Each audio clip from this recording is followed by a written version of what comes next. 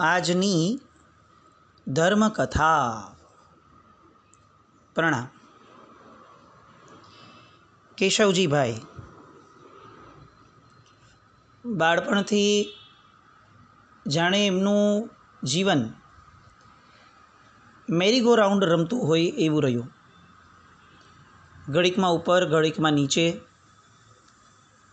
ઘડીકમાં સુખની પરાકાષ્ઠા, ઘડીકની અંદર દુઃખની ગરતા, અને એક પછી એક ચક્રાવે ચડતું ચકડોળ એ જાણે સંસારની અંદર એમણે ભોગવ્યું. પણ આ બધામાંથી એમણે પોતાના આત્માને એટલો સ્થિર રાખ્યો હશે આટલી નાની ઉંમરમાં પણ,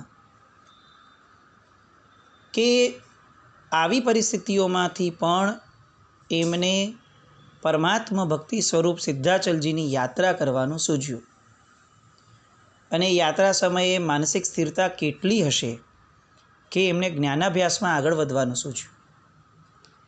એ જ્ઞાનાભ્યાસમાંથી ઉત્પન્ન થયેલો સમજણનો ભાવ કેટલો ગજબનો હશે કે એ છેક દીક્ષા સુધીના મનોરથ ઊભા કરવા સુધી એમને લઈ ગયો. અને એ મનોરથો કેટલા પ્રબળ રીતે એમણે સેવ્યા હશે કે પોતે દીક્ષિત થવા માટે તલપાપડ થયા, તત્પર થયા, સક્ષમ બન્યા, અને અત્યારે સોના રૂપાની અંબાડી ઉપર બેઠા બેઠા જાણે આ જગતને કહી રહ્યા હોય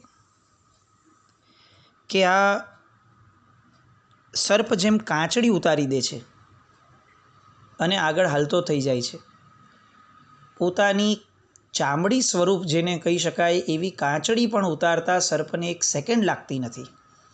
અને કાંચડી ઉતાર્યા પછીથી સર્પ ક્યારેય પાછો વળીને જોતો પણ નથી કે આ મારું છે. બસ એ જ રીતે વૈરાગી આત્મા અત્યાર સુધી ઊભા કરેલા તમામ સંબંધો, તમામ જગતની ક્રિયાઓ, તમામ જગતના બધા જ વ્યવહારો, આ બધાને કાંચડીની જેમ ઉતારી અને આગળ ચાલતો થઈ જાય છે. કેશવજીભાઈએ ગાયકવાડ સરકારની સોના રૂપાની અંબાડી પરથી જગતના ચોગાનમાં એક ઉદ્ઘોષણા જાણે કરી હોય કે આ જગત મેળવવા માટે નથી, ત્યાગવા માટે છે. આ જન્મ એ કંઈક અંશે કોઈકની ગુલામી કરવા માટે અથવા કોઈકની પાસેથી કંઈક પામવા માટે નથી, સ્વાધીન થવા માટે છે.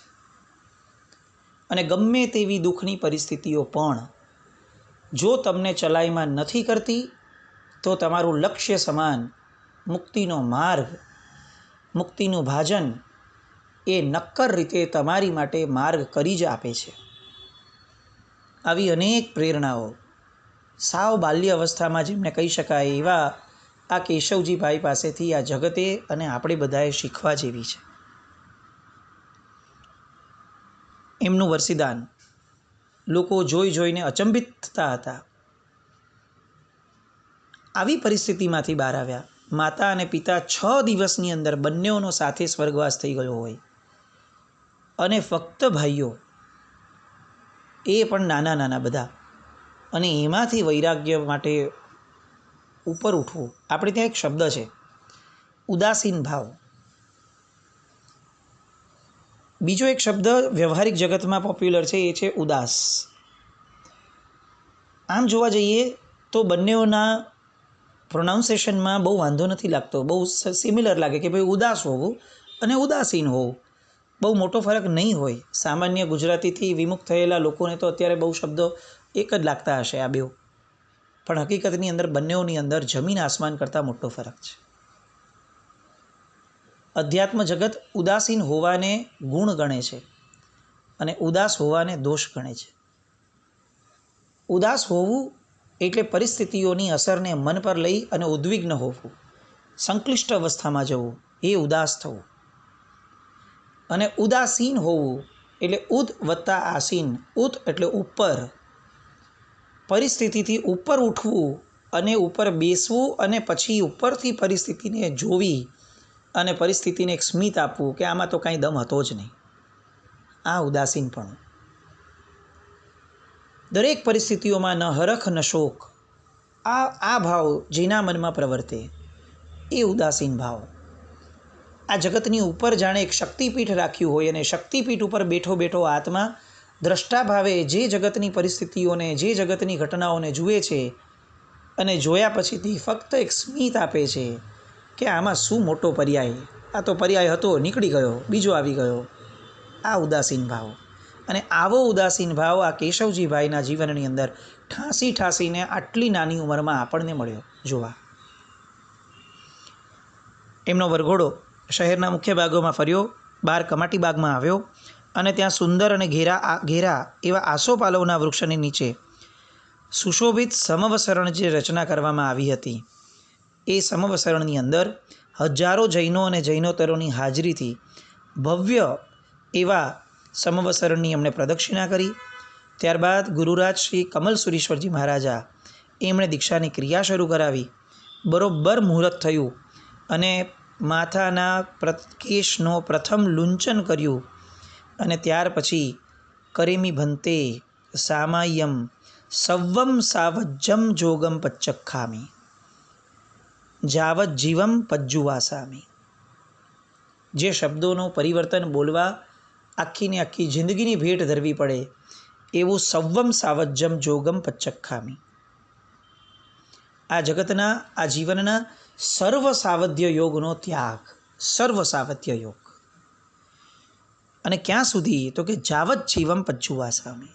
હે પ્રભુ, જાવત જીવ માટે હવે આ શ્વાસ જ્યાં સુધી છે ત્યાં સુધી એક પણ સાવધ્ય યોગને મનથી, વચનથી, કાયાથી કરીશ નહીં, કરાવીશ નહીં અને કરનારને સારો ગણીશ નહીં.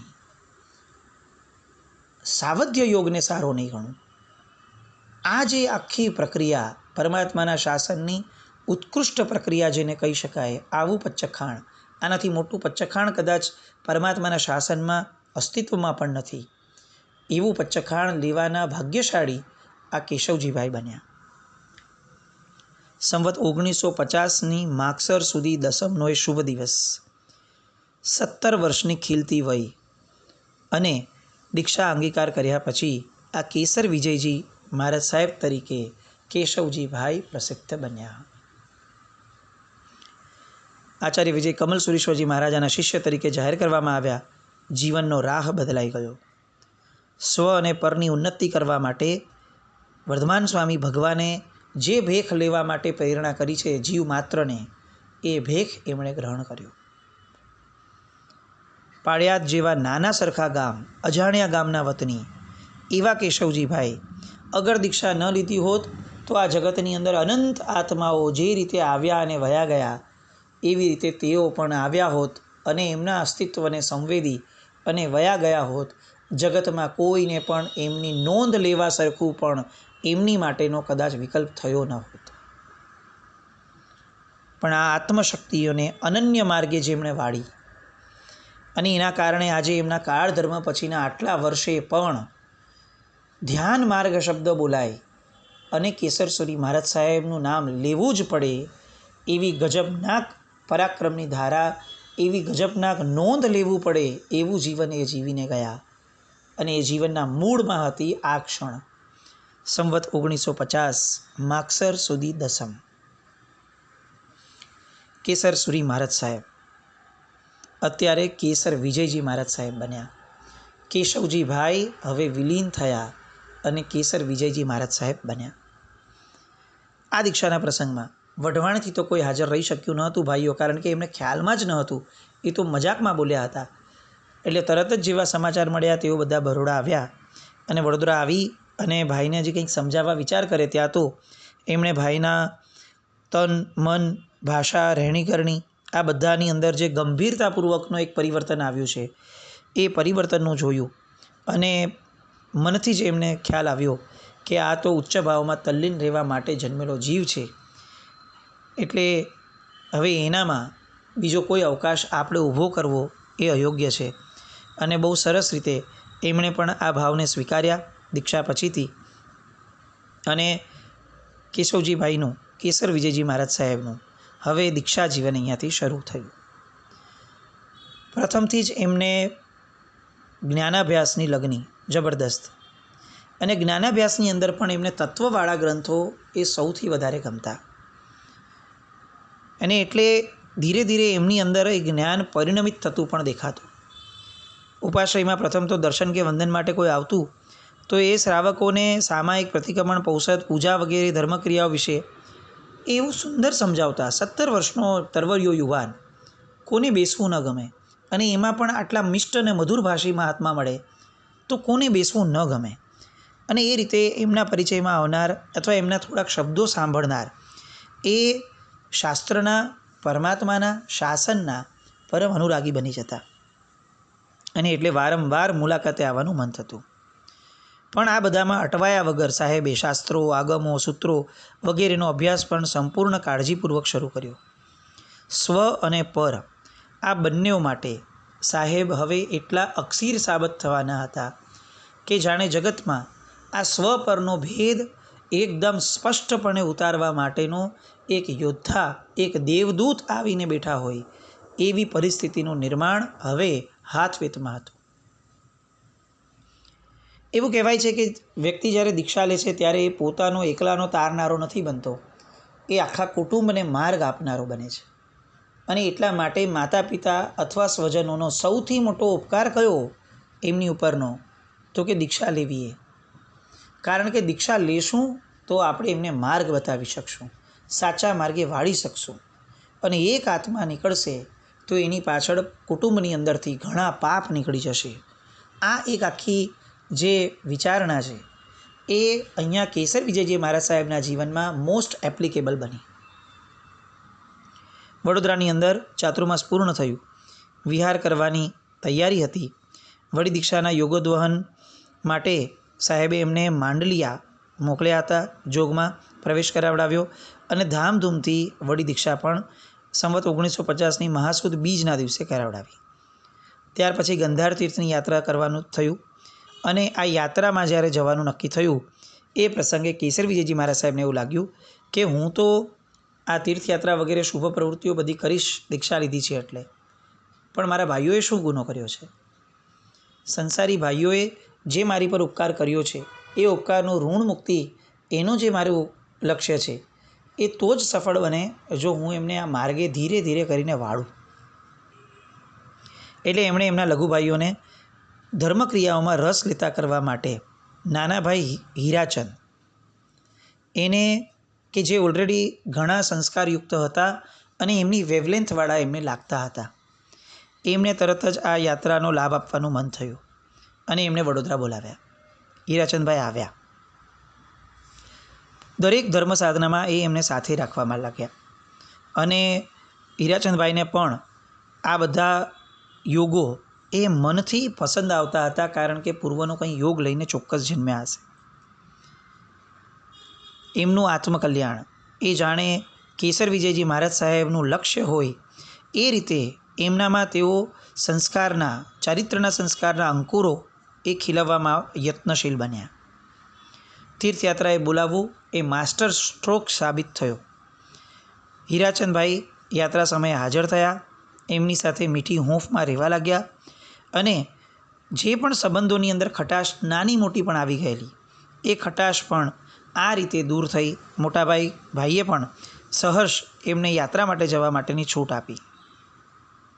કાવી ગંધારની આ યાત્રામાં કમલસુરી મહારાજ, લબ્ધિ વિજયજી મહારાજ, ભાવ વિજયજી મહારાજ, રંગ વિજયજી મહારાજ, કેસર વિજયજી મહારાજ સાહેબ સાથે બહુ મોટો પરિવાર એ અરિહંત પરમાત્માની ભક્તિના યોગની અંદર બહુ જ સરસ રીતે જોડાયા. ત્યાં કેટલાક ભાવિકો પધાર્યા સાહેબ પાસે અને એમણે કીધું કે સાહેબ અમે જંબુસરથી આવીએ છીએ, અમારા ગામમાં ઉજવણો અને અઠ્ઠાઈ મહોત્સવ છે, તો એ પ્રસંગે આપ પણ પધારો અને અમારા સંઘનું અહોભાગ્ય જો આપ પધારશો તો અમને ખૂબ આનંદ થશે.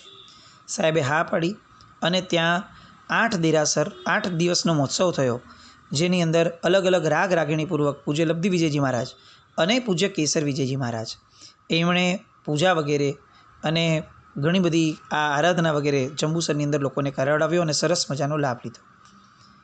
ત્યારબાદ કાવી ગંધાર સંપ્રતિ મહારાજાના ભગવાન એમના દર્શન બંધન વગેરે કર્યા. અને ત્યાંથી હીરાચંદભાઈ જે છે એમને હવે જ્ઞાન મેળવવાની ઉત્કંઠા જાગવા લાગી કેસર વિજયજી મહારાજ સાહેબને જોઈને. એમની જે જ્ઞાનાભ્યાસની તલ્લીનતા, ધારણા શક્તિ અને એના કારણે એમનામાં જે પરિવર્તનો આવતા હતા એ જોઈ હીરાચંદભાઈને હવે ઈર્ષ્યા જાગી. બહુ સારી એવી ઈર્ષ્યા કે જે ધર્મ તરફ વાળે. અને તરત જ એમને ઈચ્છા ઊભી કરી. કમલસુરી મહારાજ સાહેબે એમને માર્ગ બતાવ્યો અને એમની પાસે ઠાકરસિંહભાઈ લાલચંદ નામના એક ભાઈ આવ્યા હતા. એ ભાઈને પ્રેરણા કરાવડાવી અને મહેસાણા શ્રી જૈન શ્રેયસ્કર મંડળની પાઠશાળામાં આ હીરાચંદભાઈને જોડાવવામાં આવ્યા. આ રીતે હીરાચંદભાઈ એની ઉપર પોતાના આ વડીલ બંધુ દીક્ષિત થયેલા કેસર વિજયજી મહારાજ સાહેબે એક બહુ જબરદસ્ત ઉપકાર કર્યો. હીરાચંદભાઈ મહેસાણા રોકાયા, પણ ત્યાર પછીથી એમનું ભવિષ્ય જે ઉજ્જવળ બને છે એ પણ કથામાં આગળ આવશે. અને એ પણ એવા મહાપુરુષ તરીકે પ્રગટ થયા આ જગતની અંદર કે જે મહાપુરુષને અનંત વંદના કરી અને એમના ગુણગાન સાંભળીએ એટલા ઓછા થાય એવું વ્યક્તિત્વ એમનામાંથી જે નિખર્યું, એના મૂળમાં કેસર વિજયજી મહારાજ સાહેબનો એમને આ યાત્રા માટે બોલાવવાનો જે ભાવ હતો એ ગણાય. ત્યાર પછી સાહેબ અંકલેશ્વર, ઝઘડિયાજી વગેરે આવ્યા. ત્યાં પણ સરસ મજાના મહોત્સવો થયા. પછી સુરત ચાતુર્માસ થયું. એ સુરતની અંદર એમણે સરસ મજાનો અભ્યાસ હવે વ્યવસ્થિતપણે કરવામાં એમને સહાયભૂત સુરત થયું. વ્યાકરણ, કાવ્ય, કોશ, અલંકાર વગેરેનું જ્ઞાન મેળવ્યું. સરસ મજાની સંઘ તરફથી સગવડ થઈ ગઈ. સારસ્વત વ્યાકરણ એ એમણે શરૂ કર્યું, એ પણ પૂરું કર્યું. ચંદ્રિકા વ્યાકરણ એની બીજી વૃત્તિ પણ પંડિતજી પાસે પૂરી કરી અને હવે ગ્રંથનું વાંચન આટલી નાની ઉંમરમાં શરૂ થયું. અને આ કેસર વિજયજી મહારાજ સાહેબને હવે કમલસુરી મહારાજ સાહેબ એક સરસ મજાનું કામ સોંપે છે. 17 વર્ષની ઉંમર છે અને 17 વર્ષનો આ યુવાન પાઠ ઉપર બેસી અને હવે લોકોને તત્વ સમજાવે છે. 17 વર્ષની ઉંમરમાં પાઠ ઉપર બેસવું.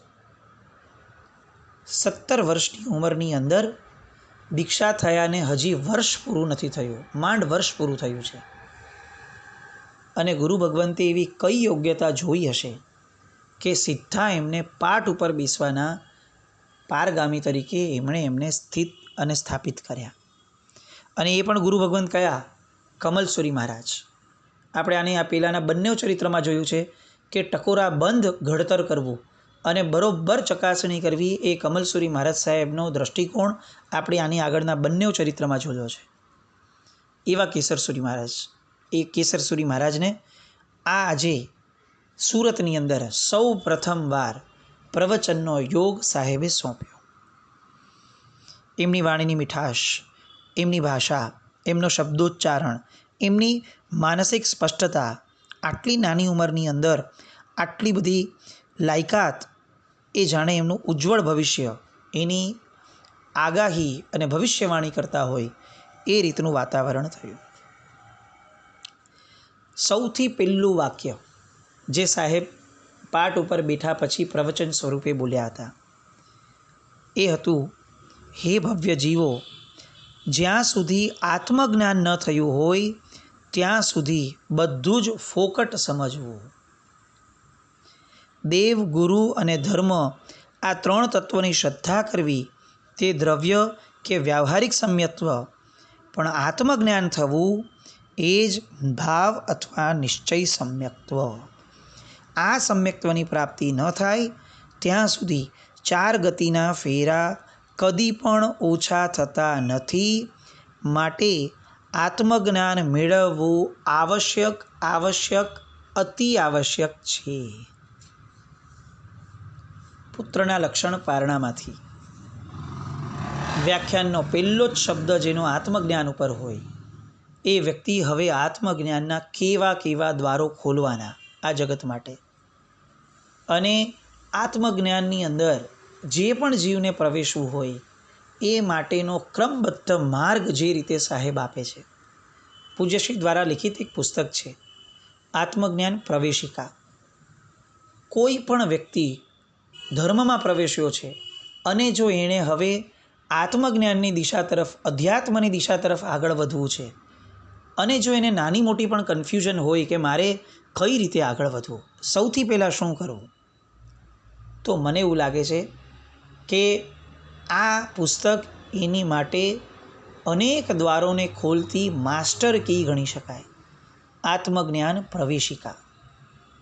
અને પૂજ્યશ્રીએ પહેલું જ પ્રવચન જાણે આ આત્મજ્ઞાન પ્રવેશિકાની પૂર્વ ભૂમિકા સ્વરૂપે આપ્યું હોય એવા ટંકશાળી વચનોથી શરૂ કર્યું. જબરદસ્ત વૈરાગ્ય અને અધ્યાત્મની ધારા કેટલી અંદર ઘૂંટાઈ હશે. પૂર્વના ભવોની અંદર કેટલાય શમણાઓ જોયા હશે આ આત્મજ્ઞાનને લાદવાના.